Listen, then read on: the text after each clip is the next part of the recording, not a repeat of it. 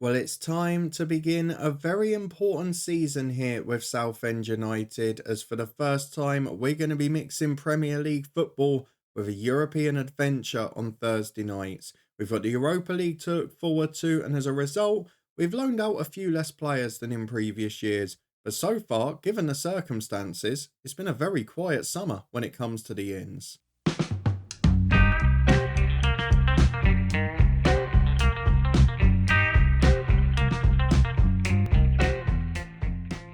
Yes, hello and welcome along to part 72 and season 10 of Saving Southend with me, Daniel. We are back today to face Arne Slot's Manchester United as the rotation of our starts continue. We had an easy start, a difficult start, then an easy start last year, and this season it's a nightmare with United away and Arsenal at home. So hopefully you're looking forward to that. We've got a lot of transfer action to review. Most of the big news is on the outs so far, but we have bought in a few ins, just probably not the type of players you would expect me to sign, which may make it more interesting in fairness. We've also got a problem with the Olympics this year, with 3 players still away on international duty, and another one out injured, of course, after being away at the Olympics. So if you're looking forward to all of that and seeing how we get on today at the one side that basically battered us every time last year, then please do put a thumbs up on the video.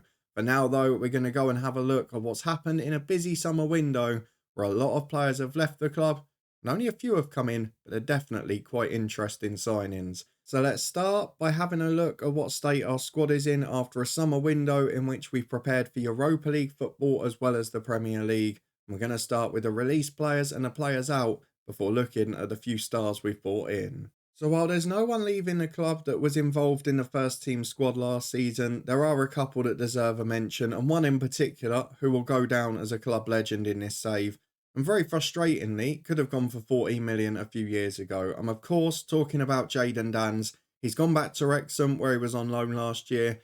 They've given him a big wage, but look, 70 league goals in 170 games, 140 grand very well spent, involved in 3 promotions, scored in the Premier League for us in the first season up, and overall was just a remarkable success. If you look at our 3 promotion seasons, he contributed 57 goals in those, was a key part of every big success on the way through the Football League. So massive credit to him. He's had a good season at Wrexham and is now playing in League One regularly. The other striker to leave was Divim Obama. Just didn't work out. One of those gambles that hasn't paid off. Was only 1.3 million and we got a bit of it back for his loans, but hopefully he can rebuild his career in the Championship. Got an unlucky injury early on in his time here, and to be fair, he just hasn't really developed and we've come on a long way very quickly. A few other decent youngsters leaving the club, but no one that was near first team level, so let's move on to the actual transfers done. And we'll start with the end of last season, where we've got a couple of signings, which we'll talk about in a minute. But let's start with the outs at the start of the window, because when we got to the end of the season, we knew we needed to let a few backup players go, and we know we needed to make some money, as Reece Williams became the first of those. After his loan at Aberdeen, he was signed there for £4.1 million. 31-year-old centre-half, who we have replaced, ironically, with a little bit more experience, but he is a player who just wasn't quite good enough for the level we were at. And for them, we're playing the Conference League, we're playing the SPL, and I'm sure will be a thoroughly good signing for them. But for us, we got him for 1.6 million. To make a profit after he played 30 odd Premier League games is a great effort for us. The other one that went was actually a really good bit of business, because Bradley Bacon was a player you can see up here. We signed last summer for nothing. We loaned him out for the season, had his wages covered, then sold him for 3 million quid at the end of the year. Had a really great year in Scotland, okay in a second tier, but fired Kilmarnock up. They got promoted, he scored 1 in 2, and now Huddersfield have gambled 2.5 million for a player that's good, but he's never going to be at the level we need. Now we've progressed from a relegation battler up to a Europa League contender. So 2 good bits of business from the club there. 6.5, 7 million quid potentially bought in, but that is dwarfed by the 46 million we've bought in so far this year. Among the youngsters that have gone out on loan, the 2 that probably deserve the biggest mention are David Harkin to Peterborough. He's going to play in League One, and I really have high hopes for his development. He's the one we got for next to nothing from Larne. And then the other one from our academy, Adamola Okoye. He's gone back to AFC Wimbledon again. He's not really got the balance of attributes for centre-half, which is his best position. but he should make it as a good pro, and if not for us, he should make us a profit. So fingers crossed he will. We've then got a few sales that we were looking to do, and also a couple for players I was hoping to keep, but the offers were too good to refuse. We start with Christian Jigel, who we tried to sell, didn't get a deal for yet, so he's gone out on loan to Leeds. He scored one off the bench on his debut, and he's going to be a good player for them. He's a really good championship player, and I kind of regret signing him now because I picked him up for that £500,000 because it was too good to turn down. And it's not really fair on him because he's not had the chance to develop the way he should. But hopefully Leeds will give him a very good home. We then lost Robbie Allen to Swansea for nearly £12,000,000. A great deal. Had a year on loan at Wrexham last season. We got him for £500,000 in our first Premier League season when we came up. He played, 18 games, mostly off the bench. And then we get £12,000,000. I mean, that's great business, whichever way you look at it. The next one is a player that forced his way out, probably for slightly less than I would have liked to have got, but Martin Cox for 10 million to Nottingham Forest. It just didn't work.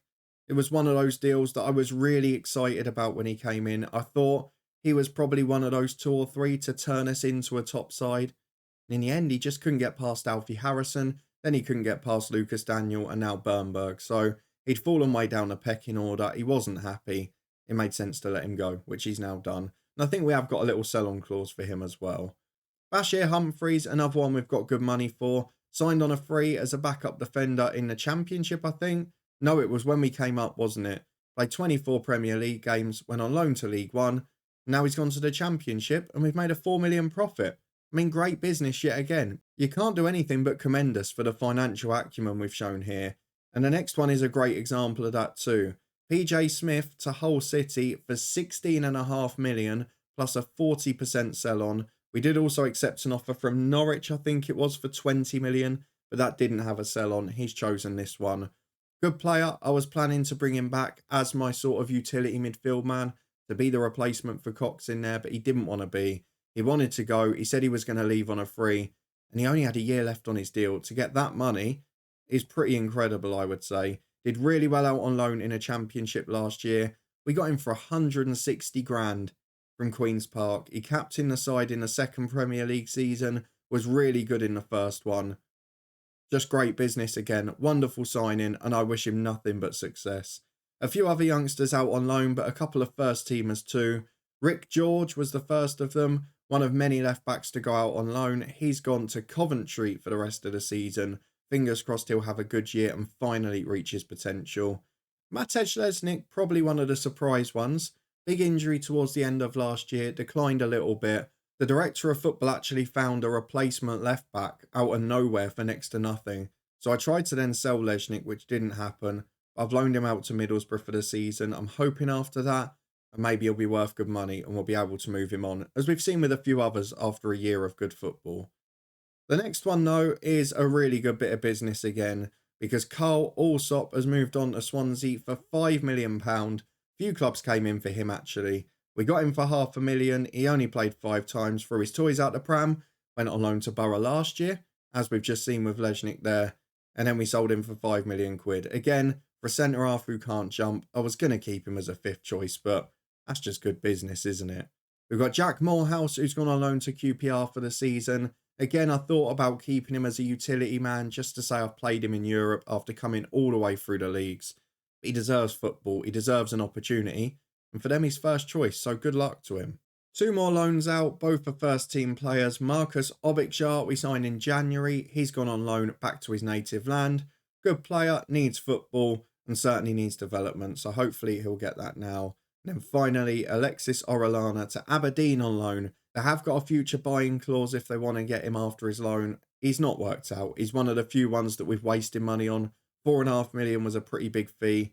Played a couple of cup games, did all right, but the scouts massively overrated him and I didn't trust my judgment because I was desperate for a goalkeeper. So that's where we are in terms of the outs this summer. Lots of good work done, and as you can see, not a huge amount spent in replacement. We've got about 20 million so far. There is potentially a centre-half I would like to sign, but it relies on other people going out because I don't want to just have 10 players sitting there unhappy. So the 2 players we got in right at the start of the window are players we've been scouting for ages, both from South America, both from River Plate in Argentina, and they're top players. Sylvester Sanhueza is the first one, £5.5 million, a centre forward at 20 years of age with a release clause. He's good. I don't know if he's going to make it yet. He's got huge potential. And I thought, given the fact that Ivanov and Wills and Hugill have all had their injury problems, Rasmus Jensen is now injured, ironically, or had been in pre-season. I just thought with Europe playing two up front, I'm going to need 5 strikers. In addition to being a good advance forward, he's 6'2", he's good in the air, he fits my profile. And I'm sure he'll get game time this year. And if his record's as good as it was at River Plate, we're going to be in for a bit of a treat. The second one, also from the same club, for double the price, £11.5 million, is Andres Asensio. He is a right back who can play right mid, centre mid, left back. He's a utility man. 21-year-old who's just made his Argentina debut. 3-star ability, massive potential, just a really good all-round player and a better defender than some of our other fullbacks. And it was an area we said we wanted to improve this summer. And so far, we've brought in a left back, a right back and a centre half. You'll meet the rest of them in a minute. But overall, a little bit worried about his composure. Otherwise, a very good defender. Let's move on to this year for 3 more signings. And the first one, I can take no credit for. Our director of football made this bid. I'm still not sure about his star rating based on his attributes, but from Firenze for £750,000, Valdo Camara is a 23-year-old Portuguese youth international who's clearly more adept going forward, but he's a very good player nonetheless. Has got a bit of a long throw, has got good key mental attributes, bar positioning. Physically, he's a monster. He's great in the air at the back post. Gives us more of a set-piece threat too, and a good crosser of the ball, which I like to see. So I feel we've got 5 good options at fullback. We've got a bit more versatility based on what Kamara and Asensio can offer. And with Europe this season, that's going to be crucial, as there will be times people have to play out of position. We're just going to have to accept that. The next one was a free agent from Liverpool, getting released. I needed a backup centre half. I was moving on Humphreys. I was moving on Williams, getting 8 million. So why not get this guy in for free, who's just as good as them? 22-year-old Lewis Herbert, youth international for England. Amazing in the air. 6'5", 18 jumping reach. He's quick as well. Got positioning, got all the core attributes without being perhaps exceptional at anything.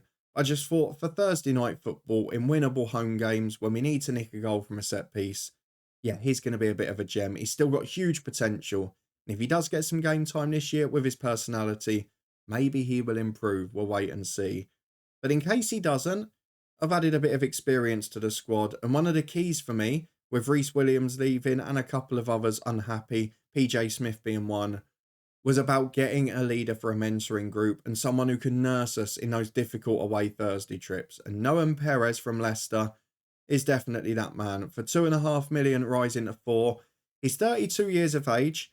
I do not often make these types of signings for a fee, but I still liken it. For this fee at our level, it's very similar to what we were doing with Solly March, with Loftus-Cheek, etc. years ago. He's still got the physical attributes for this season. He's only signed a 2-year deal, so we can sell him next summer, or we can keep him as a backup in the squad. He's professional, he's determined, he's great defensively. He's probably as good as the two that start, Parker and Williams, but I mainly wanted him as experience for the dressing room and for those Thursday night trips away from home. Maybe alongside a young Herbert, maybe alongside Kerr Smith. Either way, we're going to be in good nick. But Kerr Smith is a man who's been wanted most of the summer. If he goes, I might be signing somebody else. So that's what I'm saving a bit of my money for. But overall, while it's not been the most eventful window, and maybe it's not got the standout fees that you were perhaps expecting me to spend, I feel we've improved 3 of our 4 defensive positions, certainly given us better strength in depth there. We've brought in a great young striker. We've brought in players with good personalities and brilliant potential. And I know it looks bad that we've made a profit of 30 odd million in a summer like this, but let's be honest, we've sold average players for huge sums for the most part, and we've just got to be thrilled with what we've done. There is likely to be probably 15 to 20 million more spending on 2 players. If Kerr Smith goes, we will be bringing in another centre half that will account for 10 to 12 million quid. And we've also got another player we're targeting in the midfield area. But at the moment, I'm just really happy with our squad. If we go and have a look at it, there are a few players that you've probably forgotten about from recent years that we've kept in at the club.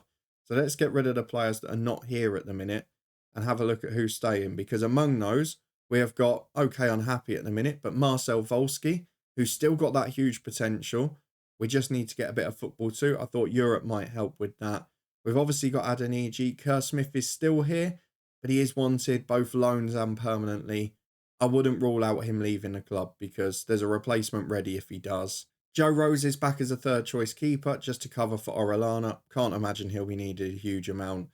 And of course, we have still got that greater depth now. We've got 5 strikers instead of 4 because of Sanhueza. We've got 5 wingers instead of 4 because of Volsky. We've got 5 fullbacks instead of 4, albeit we did have Rick George towards the end of last year, because we've managed to bring in both Kamara and Asensio. And at the moment, we've got 5 centre-halves, which will become 5 even if we lose one again. So I'm really, really pleased with where we are. If there's one position I would maybe like an extra player, ironically after the last few years, it is centre midfield, because we are down to 4 after all the backup options left, Morehouse, Smith, Cox, etc. So that's an area I might look to bring in a sort of utility player, because the 4 we've got, Harrison, Bernberg, Joaquin Jimenez, and of course Lucas Daniel, all exceptional players, and I don't really want to lose them. So looking down at the development centre as well, a few good players in the youth team coming through that we've got to look at. Ayrton Moses is still here as an emergency midfielder for now. And in the under-18s, we've got players with big potential should they be needed. But again, we're looking to the future and thinking, this ain't so bad, is it? Matthias Smollen is going to Celtic. We're getting big money for some of our youth players now too. I'm just really thrilled with the way that this is developing. And I'm actually happy with the summer work, despite the net profit overall. Let's see if the media agree with my work though, because where do they predict us to finish in the season preview?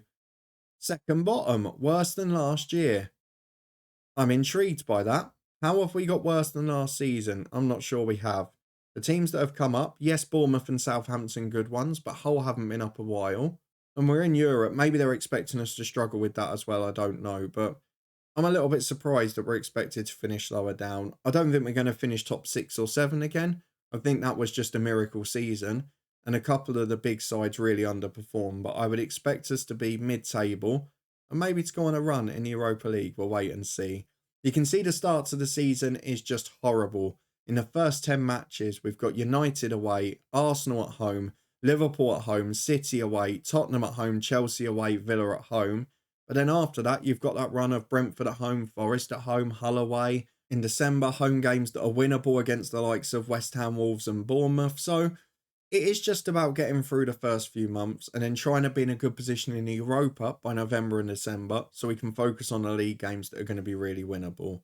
If you want to see if we can do that, well, stay tuned because we're starting with United away. We've got Ukalano out with a hamstring strain picked up just before the season. And I should mention, he has signed a new deal alongside a number of others. You can see now we've got quite a few tied down for 4, 5, 6 years. So Baranda's got a long-term one, Sam Ammo the same. A lot of the new signings too. But perhaps crucially, Joaquin Jimenez and Ukalano, their new deals have a much inflated release clause compared to previously. So there's not many players in the first 11 or near it that are out of contract in the next couple of years. The only one really on the cusp at the minute is Caljo, the first choice keeper, but it looks like he's getting interest from Saudi. We rejected an offer of about 15 million. And if it had got a bit higher, I possibly would have accepted it. It's just we don't have a natural replacement yet. We have still kept our wage structure intact though. Basically from last year, the top earner was 36 grand a week. A few had 5 or 10% yearly wage rises, but other than that, we've not improved it at all. So no one's on more than 40 grand a week. We're keeping the wage bill low. The commercial revenue is great. The stuff behind the scenes is great. And if we go and have a look at the club info, which is where I was trying to lead you, superb facilities, excellent youth ones, excellent and exceptional academy stuff. We've got a competitive stadium. I mean, it all looks great. We're moving forward in the right direction. But is that going to be enough away at United when, quite frankly, with half a team on international duty, we're in a pretty bad nick at the minute? Let's see the 11 we can put out today. We'll see who's missing as well. But Joaquin Jimenez is among them. We know he's a key player in the midfield. Well, here is our best 11 for today, and getting a fully fit squad together was quite difficult. We've got a building fitness Sanhueza on the bench because Jensen has been injured, but as you can see, Ukalano out, but then Jimenez and both new fullbacks away on international duty. Just leaves us a little bit short for the meantime, but we've got Sam Ammo back. We've got a pretty strong 11, and the one thing I will say for us now, we're not going to compete with United regularly yet, but We've not got too many weaknesses in the squad, and when you bring in the second 11, you don't really notice a huge difference in star ability. Yes, we've not got those standout strikers, but it's all sort of 2.5 and 3 star, rather than the odd 1.5s and 2 we've had before. We've got a new club captain in Emir Williams, who will be our starting centre-half today. Finished last season well, is progressing continuously, and as you can see from the star ratings, a lot of people are improving. Teddy Ivanov's becoming a world beater. Joe Wills, what a signing he's turned into. As we warm into the season with this 11, still lots of young players, still lots of improving ones. I hope it's going to be another enjoyable year. We've got Caljo in goal, Miranda and Ishmael the fullbacks, with captain and vice-captain Williams and Parker at centre-half. Takazuka and Sam Ammo the wingers, with Harrison and Wonder Kid Bernberg in the middle. He continues to push on well. And then Ivanov and Joe Wills, the front two, scored bucket loads last season, looked good throughout. Can they do the same today? We're going to stick with the same tactic as last season to start. We might get a bit more aggressive if we've got a home game in Europe we should dominate. I don't think we can get ahead of ourselves yet. The media have still got a second bottom. We've still got an average team at this level. I don't want to get overexcited. United have got pretty much everyone fit, but they have gone for a youngster over Malo Gusto at right back. Anthony and Garnacho, two originals, still on the bench. But starting, the likes of Rashford, Hoyland, Mainu. They've got Thuram, who was at Liverpool last year. He got released among their financial problems. They let 5, 6, 7 go. And Florian Wirtz, who we know is world class. So this is going to be a tricky game. Let's pump the fist, let's say. Oh, I don't even know what. Let's get revenge on them. Yeah, let's go for it. Let's attack them and lose 4-0. It's what normally happens at Old Trafford. Or will it happen today as we go into the first half of our first Premier League game of the season? Oh, I'm a bit nervous because it's a horrible start on paper. And to have that followed by going into Europe could be problematic. And Bernberg has just passed a free kick to Rashford, but Sam Ammo has done amicably to get that back on the left-hand side. Finds Ishmael and Harrison. Through ball is poor.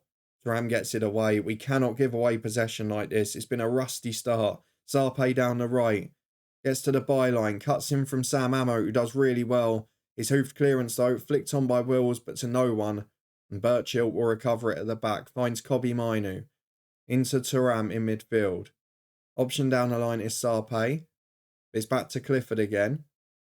And now it's Thuram. No one really going forward at great speed, but Mainu is the man to break away. He's at the back four. The shot's blocked. Deflects into the arms of Caljo. He's a bit fortunate there. He was diving down, and if that had deflected the other way, we were in big trouble. As Rashford's on a free kick over the bar. There are warning signs with 12 minutes gone. Both for the right-hand side on the yellow card. Not the greatest performance so far. Manchester United having a field day, ironically, down our left this time as Clifford finds Thuram on the edge of the box back to Mainu and Georgiou. Good football again from the host. You can see they're looking strong. And Mainu gets to the byline, cuts it across, and it's in by Thuram. The midfield runners just too much for our back four to handle. Our midfielders didn't go with them. We left them a bit short. And United 1-0 up. But this isn't the game we're going to be judged on. This isn't where we've got to compete. This for us is about doing a solid job. I'm going to drop Takazuka to a support duty just to make it a bit more cautious. But the positive we can take, that's their only shot on target until now. The XG isn't humongous and they've only had one real great opportunity. But we've not looked like scoring. We're still in the game a bit. There's 4 minutes added on and that could change before the break. But will it? We might do. I was about to say no, but with 15 seconds left, we're back again. This would be a hammer blow. Rashford down the left, cuts it back to Wirtz. No, not a dodgy penalty decision.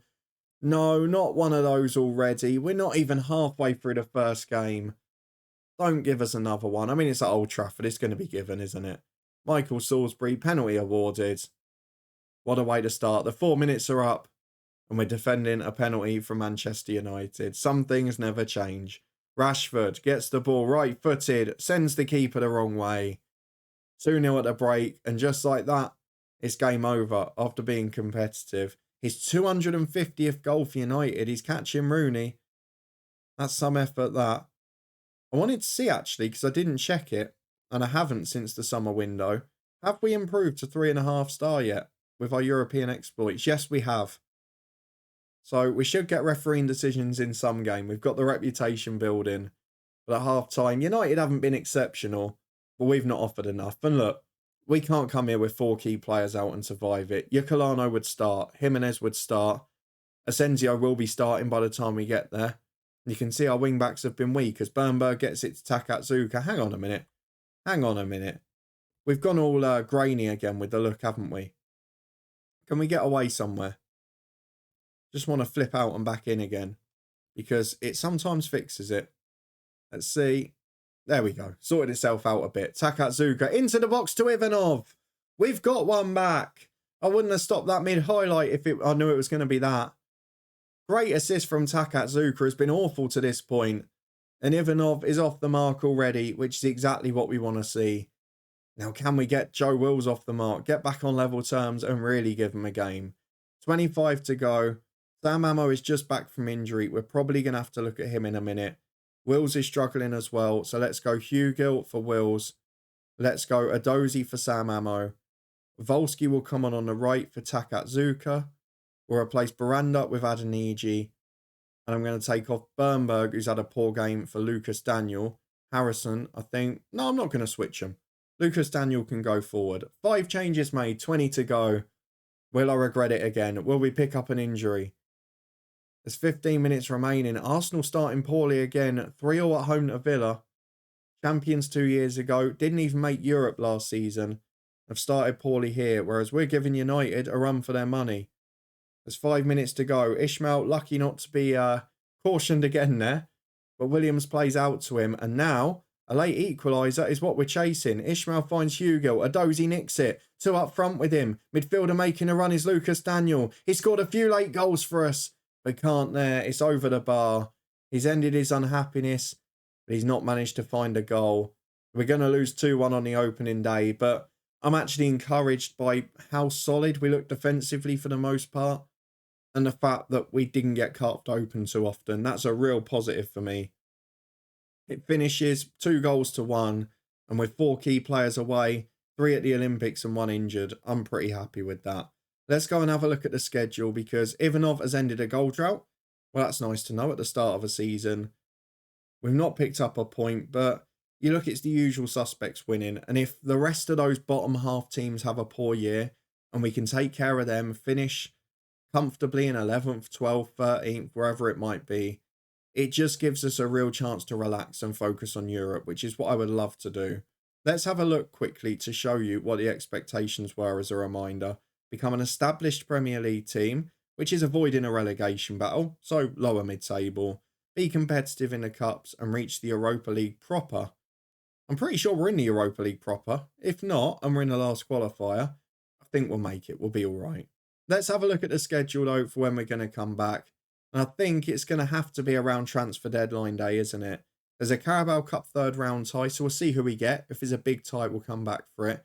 If not, we'll do deadline day and Bournemouth away because that's a pretty good one anyway, isn't it? It's got our former head coach club involved, some players we might know, but also a little bit of a channel derby between the 2 saves. And actually, on paper, the only really winnable game of September in the Premier League. We'll obviously get our Europa schedule at that point as well. We might do the first game of that if it's very close by. And we've got that weird month off again for the international break, which I hate in the later years in this FM career. But if you did enjoy this one, a good start to the season, a solid effort at United in the circumstances, but also some interesting transfer work, some uncharacteristic signings for me, paying for a 32-year-old. Are my director of footballs in the other save starting to inspire me?